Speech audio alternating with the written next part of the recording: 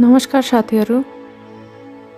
विवेक कुमार शाहद्वारा लिखित मैले देखेको दरबार नामक पुस्तकभित्रको राजदरबार हत्याकाण्ड अन्तर्गत केही अनुत्तरित प्रश्नहरू वाचन गर्दैछौँ। संसारमा राजनीतिक दावपेचका अनेक घटना भएका छन्। एउटा शक्तिले अर्कोलाई सिद्ध्याउन अनेक किसिमका षड्यन्त्र गरिएका छन्। शक्तिमा भएको कुनै व्यक्तिलाई अर्को शक्तिले सिद्ध्याउनु छ भन्ने सबैभन्दा पहिले त्यो व्यक्तिको कमजोरी के छ भनेर खोज्दछ। त्यही कमजोरीको फाइदा उठाएर सिद्ध्याउने हो। दरबार हत्याकाण्डका पछाडि पनि गम्भीर षड्यन्त्र छ भन्ने मेरो निर्क्योल छ। नेपालको राज संस्था देशी विदेशी कतिपय शक्तिका लागि अवाञ्छनीय र कुनै न कुनै रूपमा आक्रमणको निशाना त बनिरहेकै थियो। यसै क्रममा त्यस्तो शक्तिले दिपेन्द्र सरकारको कमजोरीको फाइदा उठाएर यो हत्याकाण्ड गराएको हो भन्ने मलाई लाग्दछ। मान्छेमा विभिन्न कमजोरी स्वाभाविक रूपले हुन्छन्। त्यस्तै कमजोरी दिपेन्द्र सरकारमा पनि थिए। सरकारको सबैभन्दा मुख्य कमजोरी महिला नै थियो। त्यस्तै एउटा परिवारमा हुन सक्ने कलह र झगडा राजा वीरेन्द्रको परिवारमा पनि थियो। दरबारमा काम गरेको लामो अनुभवका आधारमा हेर्दा मलाई युवराज धिराजको विवाहका सन्दर्भमा दरबारभित्र उठेको किचलोमा दिपेन्द्र सरकारलाई कुनै वैदेशिक शक्तिले खेलाएको अनुभव हुन्छ। यो मूलतः राजनीतिक षड्यन्त्र थियो। राजदरबार हत्याकाण्डपछि यसको छानबिन गर्न गठित उच्च स्तरीय आयोगले त्यो रात घटनास्थलमा के भएको थियो भनेर मात्र छानबिन गरेको छ। घटनास्थलको वास्तविकता त्यही नै हो। तर आयोगमा विशेषतः विशेषज्ञहरू थिएनन्। समयावधि एकदमै कम थियो र आयोगलाई अधिकार क्षेत्र पनि त्यति मात्र लेखिएको थियो। त्यसैले हुनसक्छ आयोगले घटनाको पृष्ठभूमि के थियो, घटना किन भयो, कसले घटना घटाउन सहयोग गरेको थियो, त्यस्ता पक्षको खोजी गरेको छैन। घटनामा बाहिरी फ्याक्टरले पनि काम गरेको थियो कि देशी विदेशी शक्ति केन्द्रको षड्यन्त्र पो थियो कि दिपेन्द्र सरकारको पछाडि को थियो, दिपेन्द्र सरकारलाई उक्साउने को थिए, यसो गर भनेर सल्लाह दिने कोही थियो कि, अनि दरबारमा खास गरी युवराज धिराज दिपेन्द्रलाई लागु पदार्थको कुलतमा फसाउने गिरह कुन थियो। यस्ता धेरै अनुत्तरित प्रश्नहरू बाँकी नै छन्। यसको जवाफ अहिलेसम्म कसैले दिएको छैन। दिपेन्द्र सरकारबाट मात्र त्यो हत्याकाण्ड कसरी भयो भनेर थप अनुसन्धान, अध्ययन र खोजी हुन आवश्यक छ।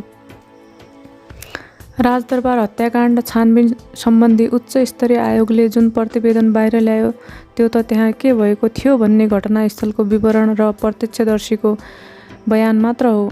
आयोगले छानबिन गर्ने क्रममा कुनै विशेषज्ञको सहयोग लिएको छैन।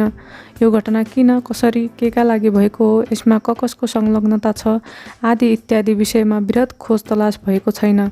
यी सबै पक्षको विस्तृत छानबिन हुनुपर्छ।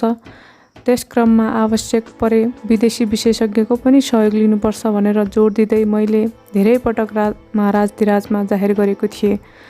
यस क्रममा सैनिक सचिवका रूपमा राजदरबारको सबै सुरक्षाको जिम्मेवारी मैले लिनुपर्छ भनेर आफ्नो हिसाबले अध्ययनका लागि एउटा टिम बनाए। घटनाका बेला एडिसीको के भूमिका भयो, सुरक्षाको दृष्टिले हामीले केही गल्ती गऱ्यौँ कि कतै सुरक्षा कमजोरी भयो कि भनेर राजदरबारको सुरक्षाको दृष्टिले हामीले अध्ययन गऱ्यौँ। सरकारलाई जाहेर गरेरै पूर्व प्रमुख सैनिक सचिव तथा मानार्थ शाही पार्श्ववर्ती रथी शान्त कुमार मल्लको संयोजकत्वमा उक्त अध्ययन टिम बनाइएको थियो। राजदरबारभित्र मेरै कार्यकालमा यत्रो घटना भएपछि त्यहाँ बसिरहनु नैतिक दृष्टिले उपयुक्त हुँदैन भनेर मैले सैनिक सचिवबाट राजीनामा पनि दिएँ।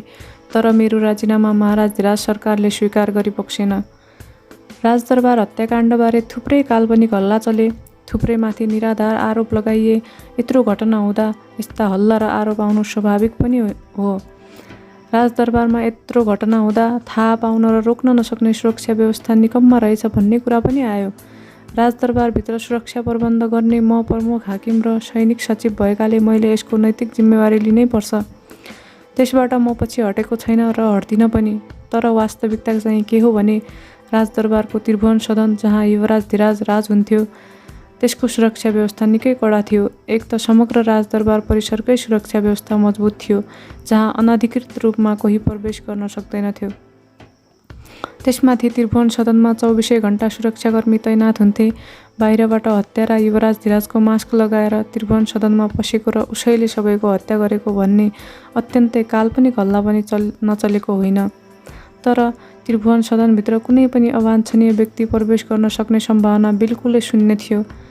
राजदरबारमा 3 दशकसम्म सुरक्षा सम्बन्धी काम गरेको र मुलुकको सुरक्षा निकायको एक जिम्मेवार अधिकृतको हैसियतले म आधिकारिक रूपमा के स्पष्ट गर्न चाहन्छु भने राजदरबार हत्याकाण्ड सम्बन्धी उच्च स्तरीय छानबिन आयोगले जुन प्रतिवेदन सार्वजनिक गर्यो घटनाको जमिनी हालतको वास्तविकता त्यही हो, त्यति मात्र हो। केका लागि, कसको सहयोगमा, के उद्देश्यले र के कारणले उक्त घटना युवराज धीराज दिपेन्द्रबाट भयो भन्ने बारे त आजसम्म छानबिन भएकै छैन। राजदरबार हत्याकाण्डसँग जोडिएर आउने अर्को महत्त्वपूर्ण विषय हो लागु पदार्थ, चरेस, गाँजा इत्यादिको प्रयोग। मैले जानकारी पाएअनुसार युवराज धीराज दिपेन्द्र लगायत राजपरिवारका युवा सदस्यहरूका साथै केही शाही नातेदारहरूमा समेत लागु पदार्थको कुलत थियो। युवराज धीराजले चुरोटमा चरेसको धुलो मिसाएर सेवन गरिबक्सेको मैले धेरै पटक देखेको छु। सरकारबाट राजपरिवारभित्र आयोजना हुने भोजहरूमा बाथरुममा गएर लागु पदार्थ सेवन गर्ने गरेको हामी एडिसीहरूले देख्दथ्यौँ, तर त्यसलाई रोक्न सक्ने अवस्थामा हामी थिएनौँ। कसरी, कुन व्यक्ति वा गिरोहबाट कुन षड्यन्त्रका लागि गाँजा र चरेस दरबार पुग्दथ्यो भन्ने विषयमा पनि विस्तृत छानबिन हुनुपर्दथ्यो। स्वदेशी विशेषज्ञका साथै सबै पक्ष सम्मिलित भएर र विदेशी विशेषज्ञको समेत सहयोग लिएर यस घटनाका सम्पूर्ण सत्य तथ्यहरू सार्वजनिक हुनुपर्छ भन्ने मेरो मान्यता थियो, अहिले पनि छ र सधैँ रहनेछ। राजदरबार हत्याकाण्डबारे चर्चा चल्दा कसैले हाम्रो धार्मिक मान्यता र विश्वासका प्रसङ्गलाई समेत जोड्ने गरेको मैले पाएको छु। तान्त्रिक विद्या सम्बन्धी जानकारहरूका अनुसार यो विद्या सिक्न र दक्ष बन्न त्यस सम्बन्धी साधना, आराधना, पूजापाठ इत्यादिको ज्यादै कडा विधिविधानमा रहनुपर्छ। दक्ष तान्त्रिकहरूले पनि के गर्न सक्छन्, आत्मा समेत बोलाउन र त्यसबाट असम्भव काम लिन समेत सक्छन् भन्ने विश्वास गरिन्छ। प्राचीन नेपाल, तिब्बत र भारतमा समेत यसको ज्यादै प्रभाव थियो, तर तान्त्रिक विद्या आर्जन गर्न जति कठिन छ, विद्या सिकेका व्यक्तिले नियमित साधना, आराधना, पूजापाठ आदिमा उत्तिकै विधि पुर्याउन सक्नुपर्छ। नत्र तान्त्रिक विद्याबाट यसको साधक आफै वा उसको परिवारलाई नै ठुलो नोक्सानी पार्न सक्ने सम्भावना रहन्छ भन्ने पनि विश्वास छ। राजा वीरेन्द्रबाट पनि धेरै वर्ष 2025 देखि 2034 सम्म तान्त्रिक विद्या सिकिबक्सेको थियो। सरकारलाई त्यस बेलाका तान्त्रिक विद्याका ज्ञाता रथी धनशमशेर जबराले उक्त विद्या सिकाउनुहुन्थ्यो। धनशमशेर ज्यादै वृद्ध भएर सिकाउन नसक्ने भएपछि वीरेन्द्र सरकारबाट तान्त्रिक विद्या सिक्न बन्द भएको मलाई राम्रोसँग जानकारी छ।